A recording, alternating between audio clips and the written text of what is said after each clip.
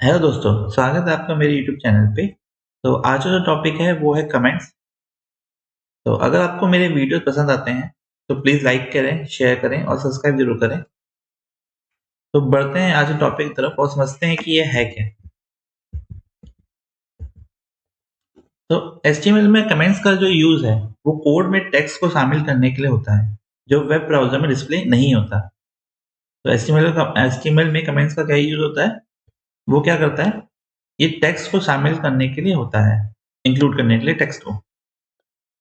और जो web browser में ये डिस्प्ले नहीं होता। फिर सुनना, वेब ब्राउज़र में ये डिस्प्ले नहीं होता है।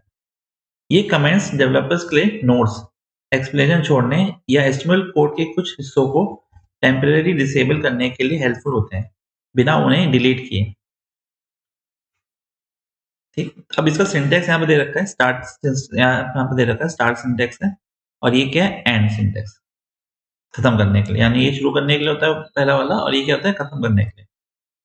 अब इन मार्कर्स, इनको क्या बोलेंगे? जैसे हम लोग मार्कर्स बोलते हैं, तो इन मार्कर्स के बीच में जो भी लिखा जाता है वो कमेंट होता है। ठीक, इन मार्कर्स यानी स्टार्ट और एंड के बीच में जो भी लिखा जाता है वो क्या होता है? मार्कर्स। वो क्या होता है? कमेंट होता है, और ब्राउज़र द्वारा डिस्प्ले या रेंडर नहीं किया जाता।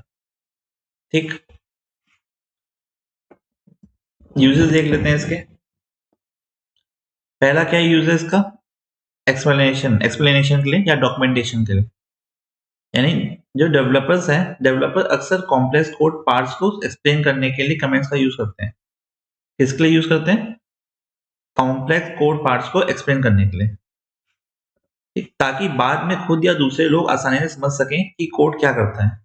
अब सपोज करो कि मैंने कुछ कोड लिखा, मैंने कोई भी एक कोड बना के रखा हुआ है, और कल टाइम पर मेरे उस कोड पे कोई और वर्क कर रहा है, तो वो क्या समझेगा कि ये कोड क्या है?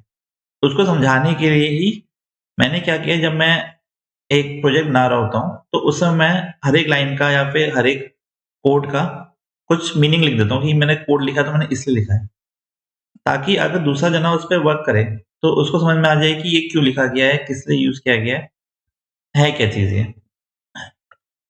दूसरा इसका यूज है डिबगिंग के लिए। यानी वेब पेज को ट्रबल शूट या टेस्ट करते वक्त कुछ सेक्शंस को कमेंट आउट किया जा सकता है, ताकि प्रॉब्लमेटिक कोड को अलग करके पहचान सकें हम लोग। यानी कि वही ये चीज है कि अगर मैं कुछ कोड रन कर रहा हूँ, मेरा कोड किसी भी तरीके से एरर आ रहा है, कुछ प्रॉब्लम हो रही है, तो मैं क्या करूँगा, कुछ कोड को मैं क्या कर दूंगा, कमेंट कर दूंगा। तो इस वजह चलेगा कि हाँ, इस कोड में प्रॉब्लम थी, इसमें नहीं थी, इस लाइन में प्रॉब्लम थी, उसमें नहीं थी। तो ये डिबगिंग करने के लिए भी काम आता है। अगला क्या है हमारा? Template code. यानी कभी कभी कमेंट्स को डायनेमिक कंटेंट के लिए टेम्पलेट इंस्ट्रक्शंस या प्लेस होल्डर प्रोवाइड करने के लिए यूज किया जाता है।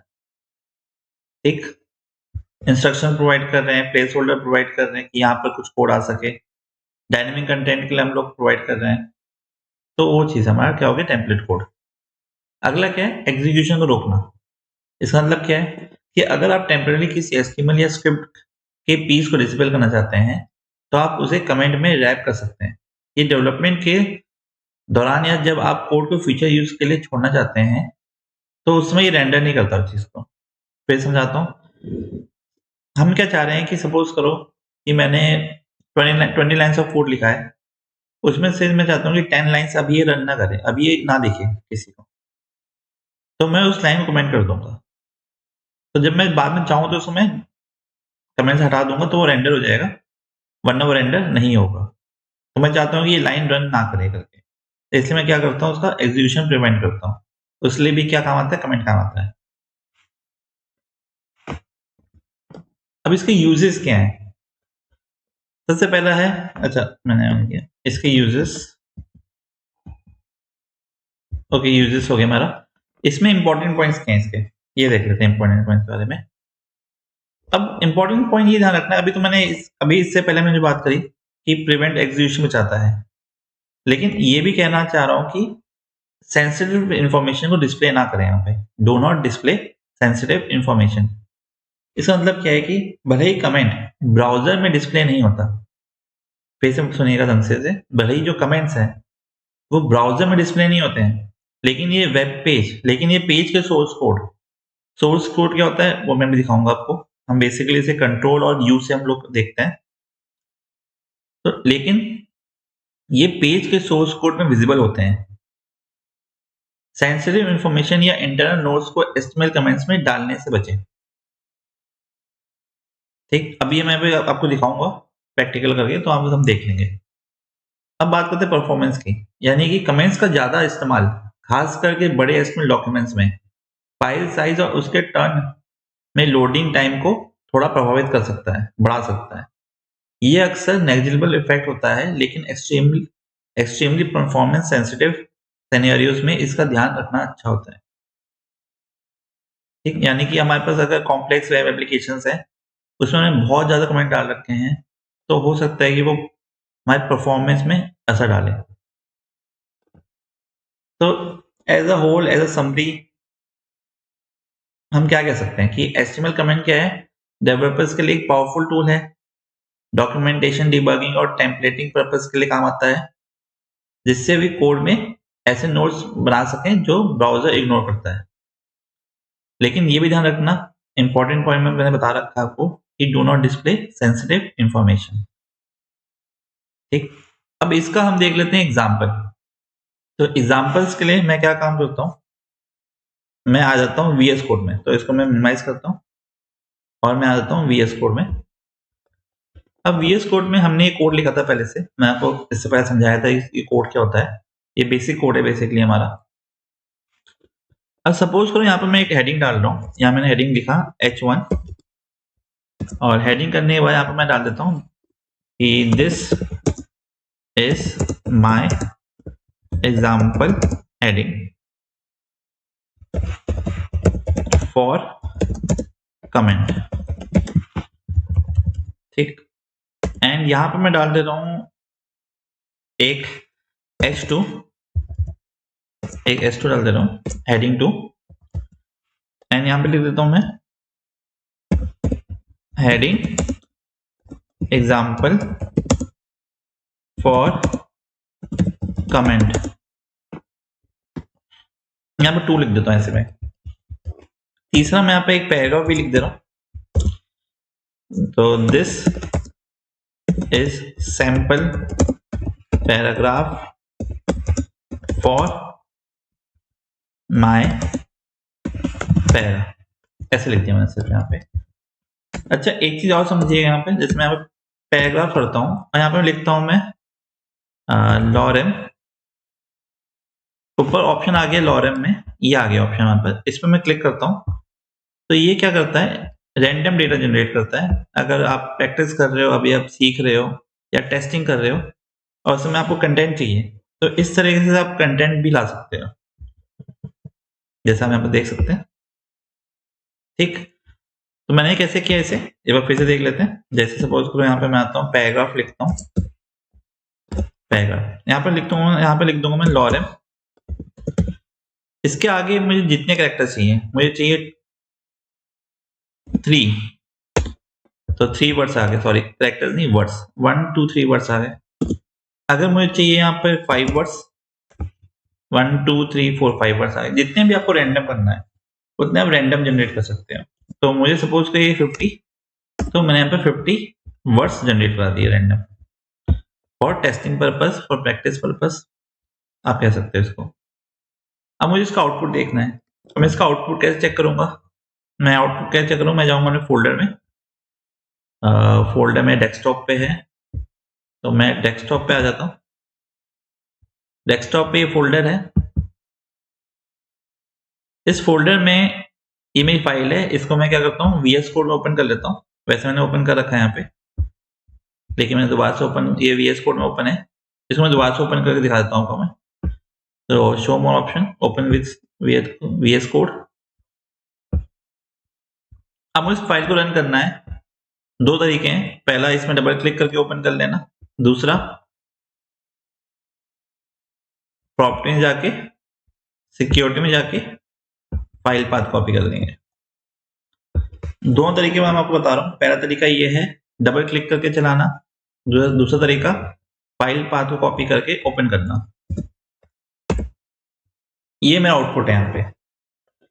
इस आउटपुट में मेरे पास 2 हेडिंग है, और 3 पैराग्राफ्स हैं। अब मैं क्या करूंगा, इस हेडिंग को यहां से हटा दूंगा। कैसे? कमेंट करके। तो मैं क्या करूंगा, मैं अपनी फाइल में जाऊंगा, यहां पर मैं क्या करूंगा, ये जो लाइन है मेरी हेडिंग 2, इस लाइन को कमेंट कर दूंगा। कमेंट करने का तरीका क्या था, ओपन करना है यहां से हमें इस तरीके से। अब देखो यहाँ पे एक बात ध्यान रखना, मैंने यहाँ पर क्लोजिंग नहीं दे रखा अभी, एंड क्लोजिंग वाला इसका जो ब्रैकेट था वो नहीं लगाया है। तो इसने क्या कर दिया, जहां मैंने स्टार्ट किया था वहां से लेकर एंड तक सारा उसने कमेंट कर दिया। तो अगर आप लोग क्लोजिंग नहीं दोगे तो वो सारा कुछ कमेंट कर देगा स्टार्ट से लेकर एंड तक। मुझे क्या करना है, मुझे यहां तक कमेंट करना है बस। तो मैं क्या करूंगा, यहां तक मैं एंड लगा दूंगा डबल करके, और ये मेरा सिर्फ एक लाइन कमेंट हो गया। ठीक है, इसका आउटपुट देख लेते हैं। यहां पर आया, यहां पर आया, अभी तो मुझे यहां पर दिख रहा है, लेकिन जब मैं इस पेज को रिफ्रेश करूंगा तो वो मेरा कमेंट हो गया, गायब हो गया। ये मेरा वेब ब्राउजर है। वेब ब्राउजर से मैंने कहा था कमेंट गायब हो जाता है, लेकिन मैंने आपसे ये भी कहा था कि आपका जो सोर्स कोड होता है वहां पर दिखता है। सोर्स कोड अगर मुझे देखना है तो या तो मैं राइट क्लिक करूंगा और व्यू पेज सोर्स, या फिर कंट्रोल+C दबा दूंगा मैं, ये शॉर्टकट हो गया इसका। तो मैं क्या करूंगा, राइट क्लिक करूंगा और व्यू पेज सोर्स में आऊंगा मैं। यहाँ देखिए, यहाँ मेरा कोड दिख रहा है पूरा। ओके, इसको मैं ऐसे कर लेता हूँ। ओके, तो ये मेरा कोड दिख रहा है यहाँ पे, ये लाइन देख रही कमेंट वाली। अब हो सकता है ये इन्फॉर्मेशन आपका कोई पासवर्ड हो, या फिर आप कोड कर रहे हो तो आपने इंपॉर्टेंट इन्फॉर्मेशन डाली हो, तो ये इन्फॉर्मेशन कोई भी दे सकता है यहाँ पे, अगर उनको पता हो कि सोर्स कोड चेक कैसे करना है। तो इसलिए मैंने कहा था कि सेंसिटिव इन्फॉर्मेशन को जब आप इस कोड को लाइव कर रहे हो तो मत डालो वहां पे। अगर बना रहे हो, अभी भी डेवलपमेंट में हो, तो वहां पर आप कमेंट का यूज कर सकते हो, लेकिन अगर आप उसको लाइव कर रहे हो तो उसको मत करो। यानी प्रोडक्शन में डाल रहे हो तो उसको कमेंट हटा दो, वहां से सेंसिटिव इंफॉर्मेशन हटा दो। ओके,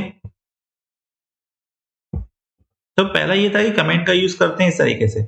दूसरा ये है कि अगर मुझे कोई इंफॉर्मेशन डालनी है किसी पैराग्राफ के फॉर्म में, किसी फॉर्म में, या फिर मुझे पैराग्राफ वो चाहिए नहीं, मुझे इंफॉर्मेशन डालनी है, तो मैं ओपन करूंगा कमेंट को और क्लोज हो गया अपने आप। ठीक है, this is my basic information.